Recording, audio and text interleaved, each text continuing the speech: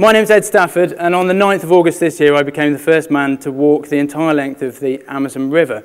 Rather a bizarre thing to do. The plan was very simple. I wanted to leave the Pacific coast of Peru, down the south of Peru here, walk up and over the Andes mountains, find the mountain on which the furthest source of the Amazon springs, which is Nevado Mismi, and then from there I wanted to head downhill, following the course of the river through Peru, through the southern tip of Colombia, and then through Brazil to the Atlantic Ocean. Logistically, it's pretty easy. You keep the river on the left-hand side, keep walking downhill, and 2.5 years later, you arrive at the Atlantic Ocean.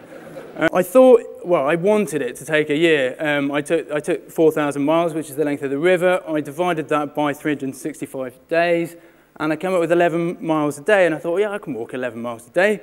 In fact, I ended up walking an average of 4 miles a day, literally machete in hand, cutting an opening through the jungle. Everybody I spoke to before the expedition said I was going to die, which was somewhat off-putting. I spoke to Sir Ranulph Fiennes' I applied for funding from Sir Ranulph Fiennes' Transglobe Expedition Trust, and they consulted their Amazon expert about the expedition that I was undertaking, and he duly came back to them and said, it's impossible. So luckily they have a very lovely tradition of supporting mad but marvellous expeditions, and they're not big on semantics, so they obviously thought mad was exactly the same as impossible, so they thought, let's chuck him some money, and if he comes back alive, that will be marvellous. We had a no hunting policy, but we would walk through places all the time where, whether they were either indigenous guys or they were hunters or they were loggers, where they'd go into the forest and they'd just kill everything on sight.